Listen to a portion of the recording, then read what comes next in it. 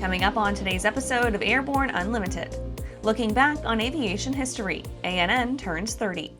Starship's first V3 booster crumples in pre-launch testing. Thousands of pages of Amelia Earhart records go public.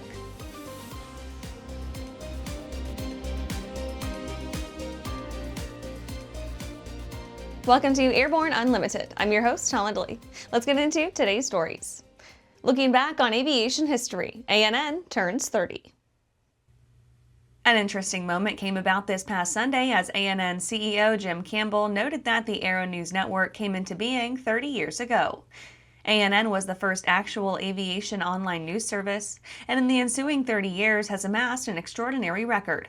Over 600,000 stories, videos, podcasts, Airborne and Aero-TV features surpassing 10,000 programs, some tremendously important live programming done in support of a number of our media partners, including Sun & Fun Aerospace Expo, AEA, AUVSI, and many others. Recently, we published a mission statement, and it still stands as to what you can expect from us now and in the future. For nearly 30 years, the Aero-News Network has chosen the road less traveled, innovating with some of the most dedicated and talented individuals in aviation.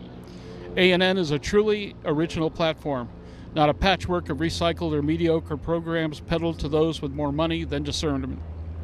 We innovate with credibility, integrity, and deep expertise. We don't pretend to be aviation experts. Our people are aviation experts. Each of us shares a profound commitment to the safety and well-being of every flyer in the Aeroverse. We reject pay for play. We are not for sale. We speak the truth, verify the facts, good or bad, and deliver insight that matters. In an industry where information can mean the difference between safety and danger, we take our responsibility seriously. At Aero-News, we deliver the truth, even when it's hard to hear. Because we believe you deserve nothing less, we can take it, so you don't have to. After the break, the first ever space crime was a fraud. Meet the first of a new generation of the M-Class family. The M700 Fury. An aircraft worthy of the name, an indomitable force. The M700 Fury transcends traditional limits. With more power, blistering performance, a finely appointed interior, and the luxury of what matters most. Time. Experience the Fury. Join the legacy. DirectFly USA proudly introduces the new Alto NG, a single-engine, two-seat light sport aircraft for the North American market. This simple, all-metal aircraft design provides low maintenance cost, easy, comfortable access, and responsive flight controls. Equipped with the Rotax 912 engine and a ballistic parachute, the Alto NG is reliable and safe. Learn more about the Alto NG at directflyusa.com. Welcome back. Now let's take a trip around the patch for some shorter stories. The first ever space crime was a fraud.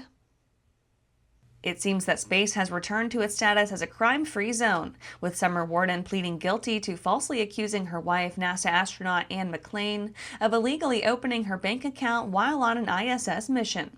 She now faces up to 5 years in the can and a maximum fine of $250,000.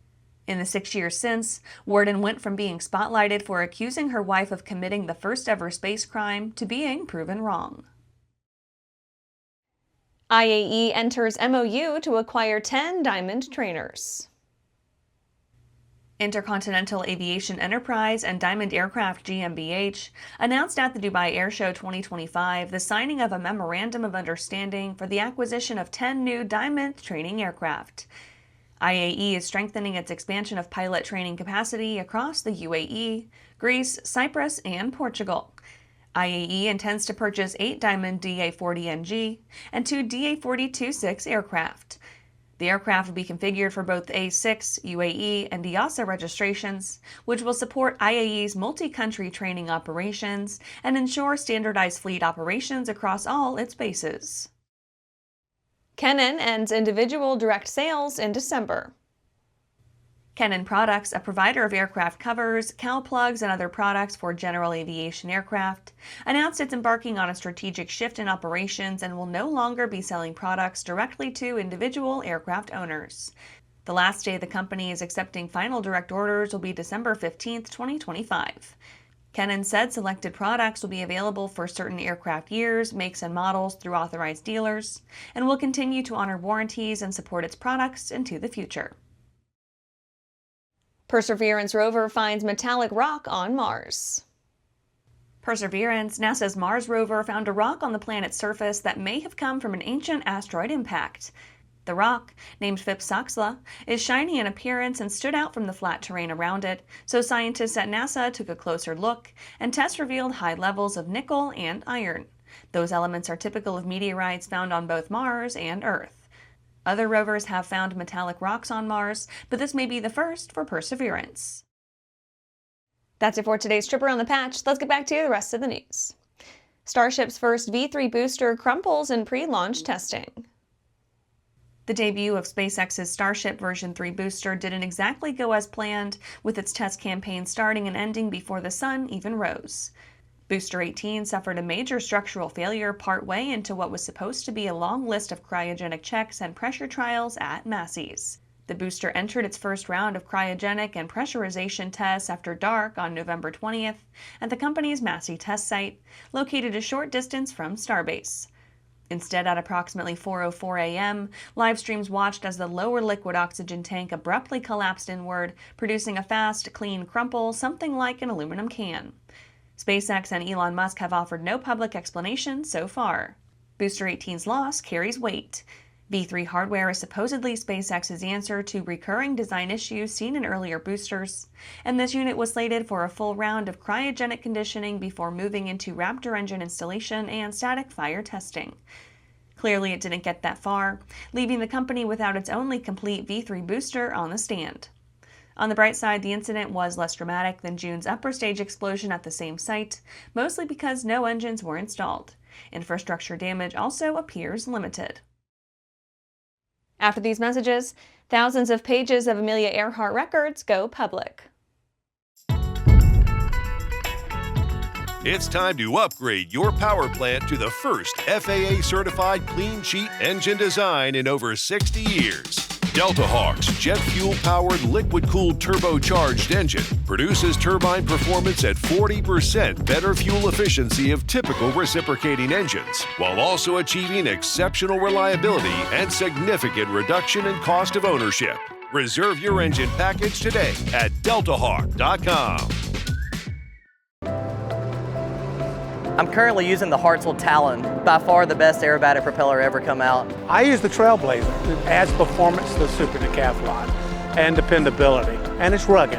Hartzell's been an excellent partner for Whip Air, just in terms of your product support as well as keeping an eye on the market and developing new products that meet demand. It's helping us all have better performing airplanes. It's such a proud honor to fly behind that propeller. Looking for a new generation of proven and efficient aviation power plants that boast modern engineering, electronic ignition, and both direct and gear drive systems? With 100 horsepower to 240 horsepower, the Skyline and Redline engines offer uncommon value in an overpriced industry. Whether you are looking for fixed wing or rotor, MW Fly Americas has been established to service the American market with dedication and expertise. MWFlyAmericas.com. Welcome back. Thousands of pages of Amelia Earhart records go public. The U.S. National Archives has declassified more than 4,600 pages of radio communications, maps, tables, and logs related to the disappearance of legendary aviator Amelia Earhart. While the move isn't solving the mystery anytime soon, it helps fill in some pieces to a 90-year-old puzzle. Efforts to uncover the circumstances behind Earhart and navigator Fred Noonan's loss over the Pacific seemed to randomly gain traction in the last few years, with several intriguing pieces of evidence coming to light. The first was a 2018 study of bones that were found on Nika Maroro in 1940, which were originally dismissed but then found to be a close match to Earhart's measurements. Then in late 2023, a company called Deep Sea Vision reported capturing a sonar image of what they believed could be an aircraft resting on the ocean floor. It was later found to be a rock formation. Most recently, Purdue University has vowed to join the search through the Turaya Object Expedition.